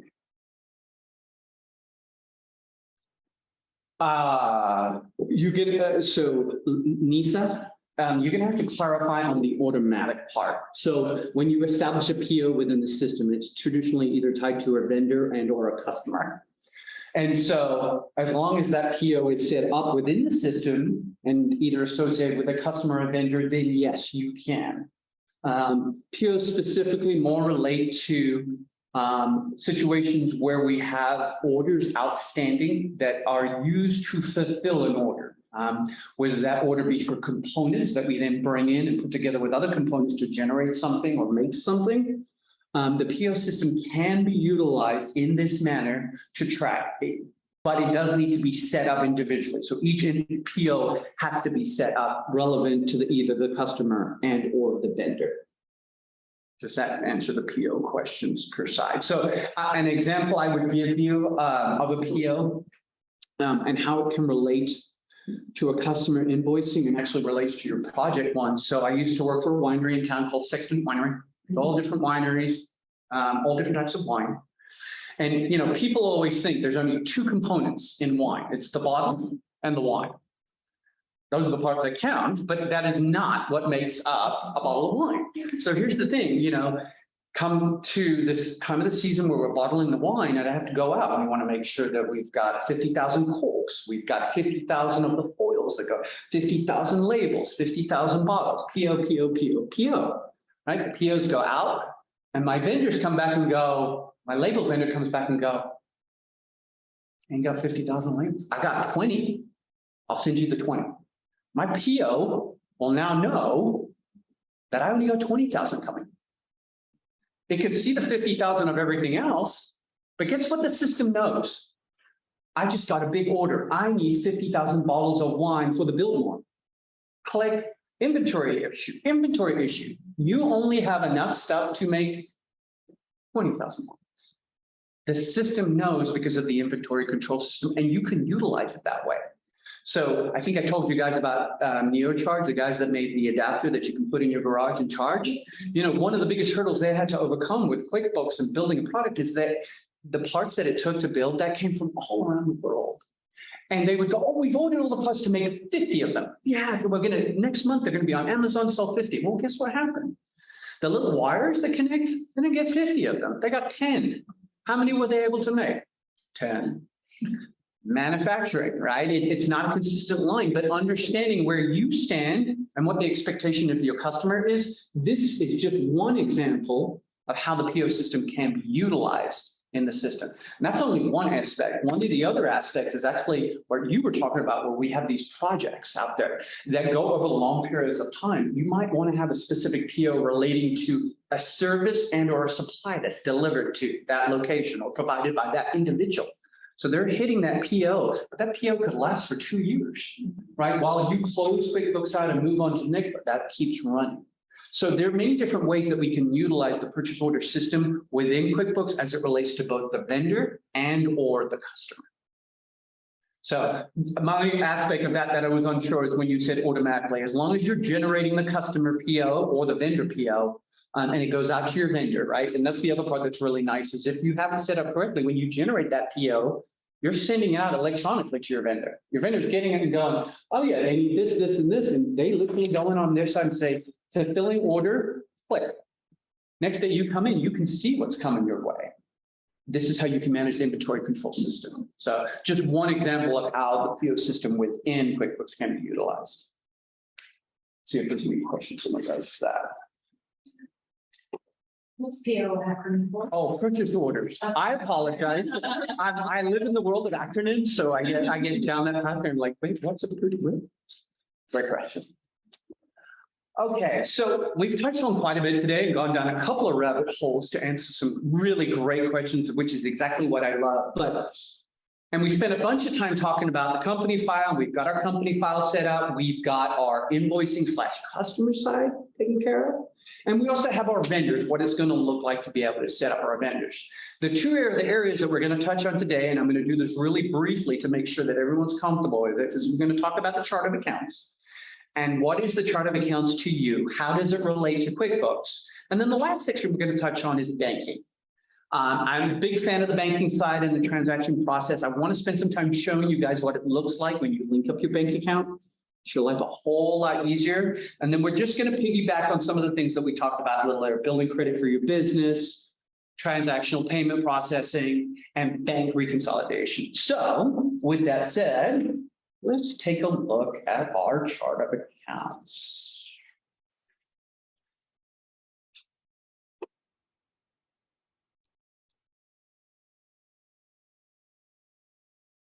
Okay, and what are our chart of accounts? Our chart of accounts are a mapping from a financial aspect that tracks every single line item within your business, whether it be an asset, a liability, a debt. It's all going to be reflective within your chart of accounts. Now, the nice part about QuickBooks is the default chart of accounts is perfect for everyone to start off with, okay? Please be this person who wants to build the most advanced chart of accounts ever known to man. Because here's what happens. You don't use 1/10 of it. When it comes to chart of accounts, start simple and work outwards. Don't start big because you end up going small. What do I mean by that? The 30 line items in this chart of accounts right now fit pretty much every need that you have right now. Here's what's going to happen. Don't delete. Deactivate the ones you don't use. That list will become reduced. Here's what's going to happen then. When you go to do your monthly closeout and reconcile, you're going to realize you need another line item within your chart of accounts. I need to accrue for this. You're going to create an accrual line. And as you start to work your way through the process of utilizing your chart of accounts will build itself around your company. Can't tell you how many times I come in where people do it the exact inverse. They build out this massive chart of accounts. And then when I come in, I'm looking at like 150 line items and 15 of them are used. And he's like, it's just a nightmare to deal with. Well, yeah, it is, because you've put all these line items that have no relevance to your business because it looks big and fancy. And all it is making life harder. So keep your chart of accounts really concise to what you need. If you are not using a line item in here, disable it. If you are utilizing, get comfortable with what it means to your business, okay? There's a ton in here when you first start off that has no relevance to what you're doing. Disable it. Keep it concise. If you have a question in regards to an item in here, ask the question. I mean, most of them are pretty self-explanatory as we look through here. You know, have an understanding of what a fixed asset means to your business. Okay, you're going to start having to answer these questions as you move through. So let's talk about fixed assets real quick. What is a fixed asset to you? Well, in my house, it's anything over $500 is a fixed asset. Whether it's a laptop, whether it's whatever. I'm amortizing, I'm depreciating over a period of time, it's an asset. Start thinking like that when it comes to your business, okay? How am I running? How am I tracking the assets the business hold? How am I depreciating it to take the maximum benefit for the write-off at the end of the year? These are all things that need to be asked so that when you get to the end of the year, you have the answers. And it's going to start with your chart of accounts. Your chart of accounts is like a roadmap for all the expenses and all the activity that takes place within QuickBooks. It also gives you the ability to track specific line items that you want to track. So let's say there's an item in here that you wish to track that's not. I'll give you one that I deal with all the time in the hothouse. The very first thing these teams want to work on, product development. There's no product development in here, not one. So we create a new line item within the chart of accounts and we call it product development. So when all the product development, all that expense, they're trying to spend that $10,000, it's an expense to the business, right? So start thinking about it mentally in that aspect when it comes to the chart of accounts. With that said, when people first look at this, it is pretty intimidating. But we've already talked about a lot of this, right? We've already talked about what accounts payable is. It's the bills. It really is not that hard. You just need to get comfortable with what you're looking at. Who has 401ks payable right now? I can actually tell you, no one in this class, unless they're running a firm of 30 to 40 people, has any 401k payable. So let's go ahead and disable it. Or just payable match with a match. It's more than likely a match. Yeah, like a TO or profit sharing plan. Yeah. But they can accrue throughout the year and then do it as a month. Yeah. I mean, whether it's dues, due, payroll liability, 401, I mean, everything is set up in here concisely, but it may not be relevant to where you are at now. So take the time to go through this or schedule an appointment with me and have me go through this with you, right? To make sure that you're looking at things that are relevant to your business, okay? Things like stockholders distributions that you see the large item I have in here. A lot of you are not going to have that in the system, are not even going to be relevant. But things like owner equity, now that would play a part because that's all the funds that you've spent to this point to invest in your company. And when I start having this conversation, people are like, well, I'm not really sure. I've been doing this for about 6 years. Okay, let's go pull your bank statements. Let's see how much money your business has spent. How much equity do you have in your company? You'd be surprised how people say, I don't know. They don't know how much money they put into their own business. It happens all the time. So again, having an understanding of your business, this is your baby, how you run it, what takes place. All of these items are broken into the different detail type, which in my world is categories. So if you look at that middle column right there, you can see it's fixed assets we're talking about.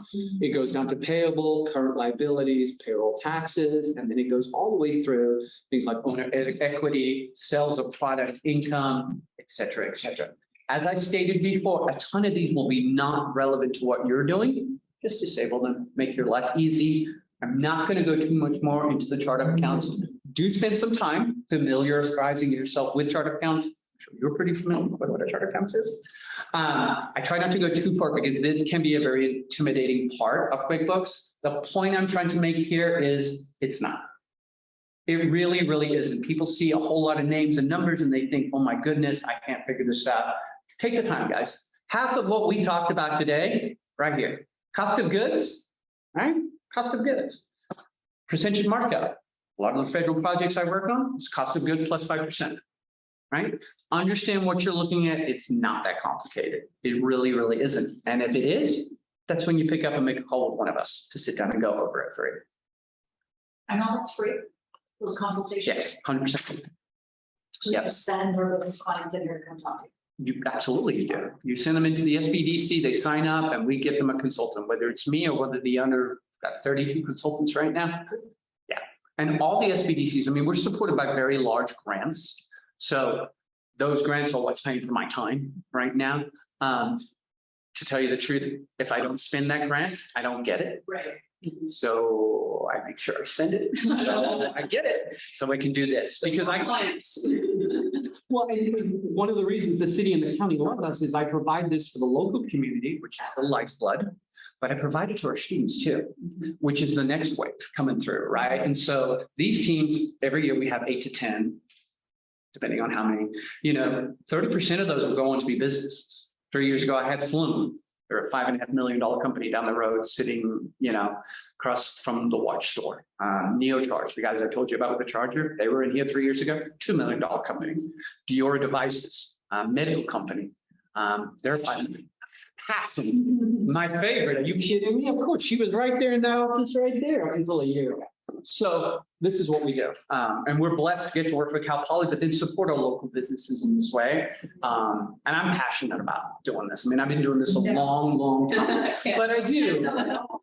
Well, and the reason for it is what we just talked about. Trust me, what keeps the lights on in the building and all the rest, it's not the grants, it's not Cal Poly, it's you guys. It's the local businesses out there helping to support our local business. The primary mission of the Hot House, just so you know, most people don't know this, is that we have a real issue within Cal Poly of a perception that to be successful means that you have to graduate and go to San Francisco or LA to make it big. Our argument, you already live in paradise. Right here, you think anywhere else you're going to go is get much better? It's not. But you can make that business here. You can be successful here, right? And we're here to help you do that. What is that going to take? Because, I mean, honestly, we live in such a great place. Why wouldn't you? And so that is part of what we're trying to achieve, is to retain businesses here, not have them graduate and go to LA and then go to San Francisco. And Passion's a great example. She could have left like that. In fact, she would probably be better off if she was in LA, but she chooses not to. She believes in the mission. She believes in what she's doing. She's generating jobs, giving back to our local community.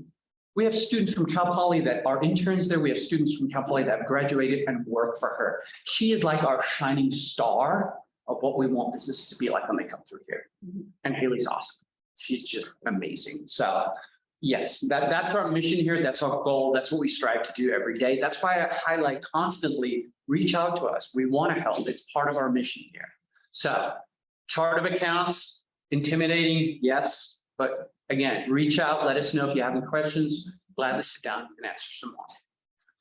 Lastly, but not leastly, I want to actually talk on one of the most important areas, but actually the easiest areas, which is the banking side. And before I go into that, I just want to talk about why this is so important. So you heard me talking about credit history earlier on, building credit history for your business, getting your business registered, having expenses hit the bank account side.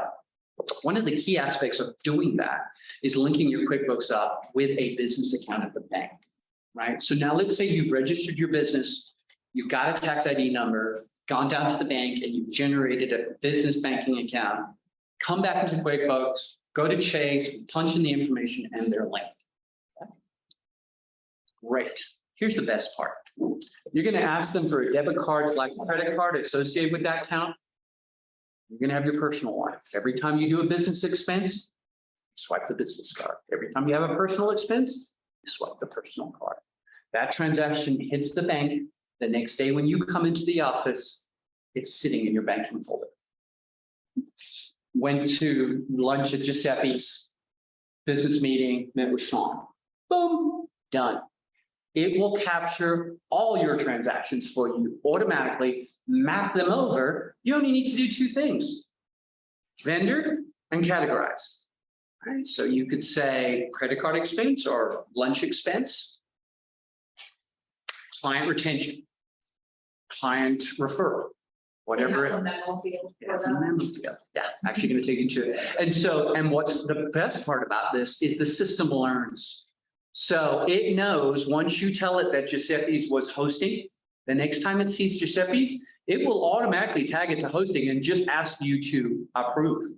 It actually learns from your experiences and makes it a lot easier. Why is this key? Well, this is key for 2 reasons. You're segregating one of the biggest issues that people have when they're operating small businesses, which is separating personal and business expense. Nothing drives an accountant worse than when you bring him combined statements together and expect him to segregate them out. He's not you. He has no idea how you spend your money. Keeping your business expense and your personal expenses separate means that you're maximizing your write-off towards your business, right? Clearly defined expenses that hit business. Accountants love that. More importantly, if you did what I told you to do at the beginning when you opened that bank account, put that $500 down and have a deposit there, you're building credit with every single time you swipe your card. People are like, wait, I'm building credit when I use my card for my, yeah. The ability to pay back debt is what credit is defined as. And so within no time, you've got credit history. You go and run a DMB, Dun & Bradstreet's report. Guess what pops up? They've got a credit history. The very first thing vendors do when you call them up and buy something from them and want to become a customer, they run you through Dun & Bradstreet, right? Which is like a credit review for entities. And they're looking at the only thing Dun & Bradstreet reports on is how often you pay your bills. That's it. That's all they do. And they built a whole business around it. But they want to see that you pay your bills. And they can go through all the clients that have interacted with you and reported about to Dun & Bradstreet to see what bills are being paid. So understand there's a relationship between how you operate your business and building the credit associated with your business to move forward. And those are key aspects that you're going to need to wrap your arms around if you want to grow a successful business. Chart of accounts, banking. Okay, let's jump into the banking side real quick. We even get to payroll. Taxes.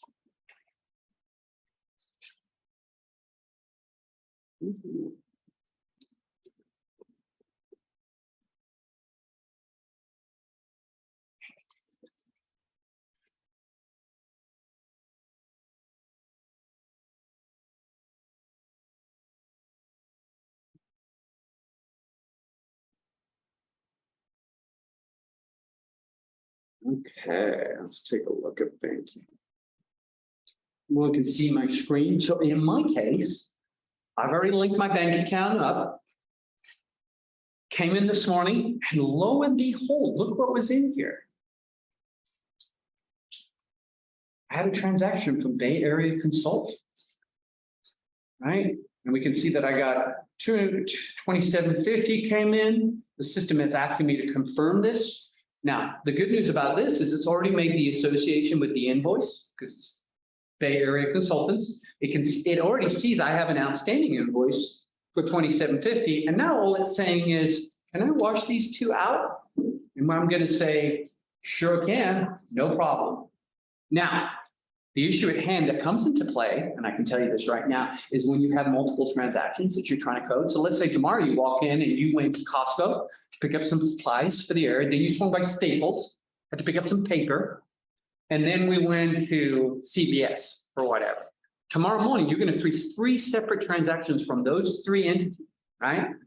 But at Staples, you picked up, let's say, supplies and material, and you also picked up, let's say a computer. Right? So within that one category, we actually have three different things. We have supplies and material. We have an asset, it's about $500. And so you have the ability then to break that line item out and tag it, chart of accounts, to the specific line items. This is where you can really break things down to understand what expenses are hitting what project side, or what expenses are hitting for what customer. But that's also, you have to have a receipt and to have that exact like breakdown, right? Because if you're just gonna have like CVS $400. Well, and that's where the receipt comes in. Yes, you are correct. So what would happen with the staples, as an example, right? You're right. So we had a computer for $1,000. We had the paper for, say, $100. And then we had supplies and material, $50. Right? All you're going to see is a transaction come through for $1,100. And this is why we're saying you have to know your business. So you're right. But these are not all going to hit the same chart of accounts line item. This is going to be an asset. This is going to be supplies and material, and this is going to be supplies and material. Right? And so then you can categorize these out. This will be an asset that you can amortize however you want. You can segregate this out. Is there a scan feature for the receipt or it's just? So you have the, so you can take it like from your phone and forward it, but it only has the attachment feature. If you do it on your phone, you can't. So if you have QuickBooks Online on your phone, It's attached. you can attach it on the phone directly. Yes. Here's why this is so important, okay, from the banking side. Next session, one of the things we spend a little bit of time going over, I'm a big fan of, is building a budget. Putting the budget in the system, and then doing budget to actions. Okay, and a brief example, there's supplies and material, right? Like everything is dumped into supplies and material. Trust me. Like you buy anything and everyone wants to tag it to supplies and material. Here's the thing, supplies and material has a budget. And that budget is $2,500. Right? Each month, when you close out the financials on the 5th, you post it, the budget's going to update. Right? If everyone's tagging everything to supplies and material, 6 months into the year, you spend $2,800 on supplies and material. Wait a minute, $2,500 supposed to last me 12 months. $2,830 into this, and it's only 6 months into the year. Red flag. So a couple of things take place. Either someone is spending way too much money on supplies and material, or it's being coded incorrectly, or have the wrong budget amount. Either way, there's a financial issue with what I'm doing. But how would I know? Unless I had a budget. So making sure that you have a budget that you're holding yourself accountable to on a monthly basis and reporting back to is a way for you to maintain the structure that you need to be successful in from this perspective. Right? And I run about a $3 million budget here across about 18 different grants. This is my saving grace. Budget to actuals. Because it's very, as we know, very easy to go over budget very, very quickly. We don't wrap our arms around it. So all the things we've talked about today in many ways bring us back to budget. Right? Cash flow, overhead, understand where my expenses, understand what I'm paying for. It all comes back to the budget word. I have a budget that I need to operate within to be successful. You gotta have a mental fortitude to tell yourself that, hold yourself to that on a monthly basis when you're reconciling, because that's what's driving all of this. Can you say it a little louder for people? The budget? Yeah, I can tell you guys literally how important it is to hold yourself to a budget. It is the #1 requirement of the accelerator teams before they leave here, is that I put in QuickBooks, a chart of accounts, how to operate a budget, and hold it, how to track one. Because they can create the greatest business in the world with the most perfect model. They don't have this down, they don't mean squat. When you mean budget, do you mean an overall monthly budget or like a line item budget, or can you do both? Both. Okay. It honestly depends on how you want to go about. Line items are a little bit easier for larger institutions, but an actual budget, a 12-month budget with actuals against it and with the projections, and depending on whether you're seasonal or not, absolutely, hands down. It's going to be the best way to keep you inside a structure to be successful. The most important aspect of any business has nothing to do with finance. It has nothing to do with products. It has everything to do with people and structure. People and structure. Anybody can be successful if those two components are there. All QuickBooks is a financial structure for you to be successful in, right? All your boss does is create the structure for you to be successful in. All I do for the people that work for me is create the structure, give them the tools to be successful with it. That's what QuickBooks is. It's a tool to make you financially responsible within operating a business. That's the way to think about it. And so no matter what we do, is creating that structure within QuickBooks to be successful. God, I feel like I've thrown so much at you guys in so many different directions. A couple of questions I see popping up. Okay. I'm using QuickBooks Desktop for tracking cash, deposits, paying bills, cutting checks and checks for vendors, tracking credit card expenses for software, but not for invoicing or payroll. We create invoices using Excel. Never heard that before. Where in QuickBooks do I create invoice for professional service and employees payroll, entering time cards, entering subcontractor? Great question, Sandy. You're on a roll there. Okay. So let's start at the top with your first question in regards to where do I create professional invoices and services. So let's start there. So anything that's an independent contractor, anybody that's an independent contractor is going to be a vendor in your world. So this is where we've got the customer side, who you're selling your services to, the vendor side, which is people that you're either paying for services and or products to run your business. An independent contractor would be you dealing with a vendor. You would want to set them up as a vendor within the system. You would want to have a W-9 on file. And they would simply either bill you for the time allocated, or you would generate an invoice for them on a predetermined schedule, depending on what that independent contractor agreement looks like. Now, as it relates to payroll, there is a payroll module within QuickBooks. It is an add-on that you do have to pay for. I believe it's $29.99 a month. I haven't checked recently. With the payroll module in place, you are able to facilitate payroll through QuickBooks directly. The nice part about payroll through QuickBooks is they handle everything. So they handle all the reporting, all the tax accruals, and all the payments for you. And they assume the liability should either the IRS or BOE come back and question you. They will actually deal with that issue at hand. Now, if you're dealing with payroll and you're dealing with multiple employees, and when I say multiple, I mean more than 3, I highly recommend the payroll module.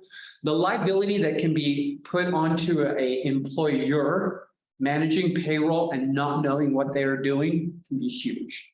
Most of the penalties and fines associated with a tax accrual start at around $15,000 per instance. I don't mean to scare anyone, but they do. So making sure that you're reporting on a timely manner, that your tax accruals and your payroll accruals are taking place and reported correctly is key. The other part is that you can then add on employees at a later date, and I believe it's a flat fee of $3 per employee to go ahead and process out their time cards. Again, if you want some more insight in regards to this, Sandy, gladly set up an appointment with you later so we could go over this. I would like to see how you have your customers and your vendors set up to have a better idea, and then kind of have an idea of what you're looking at when you talk about doing your invoicing through Excel, which is very common, to be quite honest with you, in what I deal with. So again, don't hesitate after this to reach out to me so we can set something up. Hopefully that answers that question. Is the account charge the same as a category rule? No, their category rules are completely separate from the chart of accounts. Category rules can be applied in certain areas relating to the chart of accounts, but it's not specific to the chart of accounts itself. Category rules tend to deal with when we're trying to combine certain items or have a specific rule behind certain line items. And those line items might be associated with your chart account, but it's not specific to the chart of accounts. Does that make sense? Like you wouldn't use a category code to tag to a specific line item, but you may use it on a specific project per se. Great question. Any more out there? Thanks. I'll reach out after I need your contact information. Can you make sure everyone has my contact information? So honestly, guys, that's what I wanted to get through today. And I did it a little longer than I expected. Take a pause, take a deep breath, open to any questions anybody has. Anything that I haven't touched on that maybe you'd like me to look at real quick. Don't hesitate to sign up for my next class. Don't hesitate to sign up to meet with me one-on-one. I love what I do. So we run a quarterly contribution return and report of wages, and I found that whenever this was wrong. Okay, can you hear me? So, so we probably need to talk, Nisa. You're supposed to validate your employees and their social security numbers before you onboard them. And yes, Madison will get you my contact info. So in this instance, I'm going to ask for some information, but I don't want you to provide it to me now. There are things that I will need to know about this employee. How long has he worked for you? Has he crossed financial years? When did he provide you this information? And then we will need to reach out either to the Social Security office to validate it or the BOE, Board of Equalization for California. I will say I have run into instances before where it's one digit off and it's a fat finger situation, but I've actually never run into an instance where someone is using a fraudulent Social Security number. It's kind of really, really rare for that to happen. No farming? No, no. Well, so you know what they do in the ag business is they all declare them independent contractors. So all these guys out there in the field, they're all independent contractors. So it's on them. They can provide them whatever they want. You don't have to validate a social and independent contractor, right? But you do need to validate an employee for the state of California. And so that's where the difference comes in. So there's a database that you're supposed to run people through to validate that social security number. It is not a requirement. That's the issue at hand. But what happens is when you go to do your payroll taxes, and smaller businesses do it quarterly, right? Because they don't have to report. That's when you get that ping coming back. So you then have to go to the Social Security office, validate it and say, look, I have a ping that's come back on a payroll liability. And then it becomes a Social Security office issue and it does not become your issue as well at all. So that's the path I'm going to walk her down because there's not enough information for me to make any other conclusion right now. Does QuickBooks handle? Yes, QuickBooks can handle 941s. Not a problem at all. 941. The 941 filings. So property, assets, and fixed liabilities. And then actually, I'm sure I got the. Where's that? 948. And the multi-state employee credit reduction, which is the 940. So it can handle both. Did she say 40 or 41? 41. And then 41 is.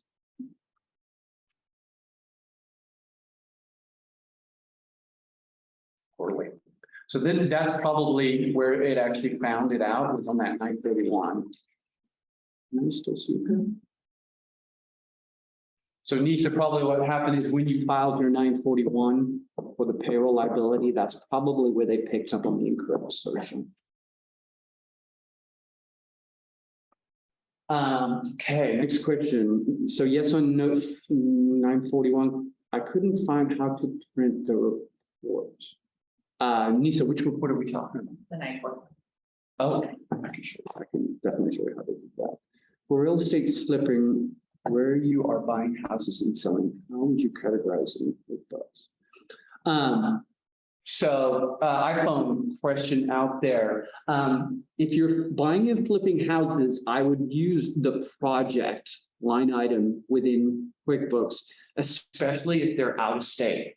Because what you're going to have to do is anytime you do a business in other states outside your primary residence state, you need to register it as a business. And so what you're going to do with each one of these locations is set each one up individually as a project based on their location. That way you can track expenses and payments at that level. The reason that's more important when you deal with multi-state is when it comes to tax reporting purposes, if you do it by project, you will be able to do the financial reporting and the liability reporting at the state level. And that will be beneficial to you. So you'll be able to take all the write-offs associated with that particular business expense. Conversely speaking, you can have each one broken out individually. And let me double check QuickBooks Online for 941s. If you don't have any questions, we're good. Right? Oh, absolutely. Yeah. And please feedback in regards to what I did, what I could add on next time, what you found informative. Like I said, this is a brand new set of sessions, but I can only improve upon them if I get you guys feedback. So let me know what you're looking for, what you'd like to see next time, et cetera, et cetera. So and thank you so much. My cards are all right outside that door right there, along with everyone else's. Very, very welcome. And thank you for attending. And like I said, don't hesitate to attend our next one. When is the next one? I believe it's in September. I'll include a link in the follow-up email. Okay, great.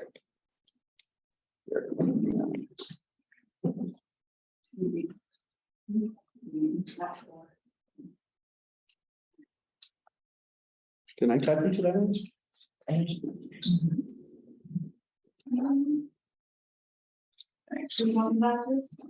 I might stay for just a few more minutes. Okay, sounds good.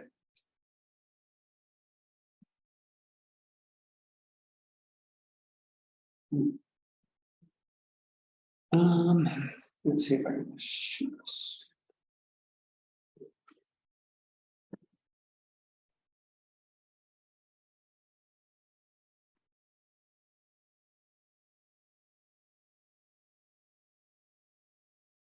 Okay, let's see. Any other ones? No, just a What is the question. value of using QuickBooks? These all the old ones. And will there be a coming? And then you're going to put the contact information out there. In the follow-up email, I will send the recording, the contact information, and the link for the next class. Got it. Awesome. And then I gave Nisa the reference for the 941 and how it's populated. Nisa, if you want a follow-up call with me, let me know. Madison's going to send out my contact information. Sandy, look forward to hearing from you in regards to some of your questions. Let me know what I can do to help you out. You're right here. So if you want to email me anytime, just let me know. Okay, great. Yeah, yours sounds fun though. So let me know if I can help out. I do enjoy this. Yeah. With that said, everybody, thank you so much for attending today. As I stated a little earlier, please give me feedback in regards to what you'd like to see, what was really good today, what was bad, what we would like to see moving forward. This is first of 3 sessions. Again, we will send out the training schedule and module and the training guide that I went over with today. Please don't hesitate to reach out to the SBDC if you need help any way. We have a bunch of lovely ladies in the office just waiting to help people out there. So thank you very much for everyone for attending today. Everyone has a good afternoon.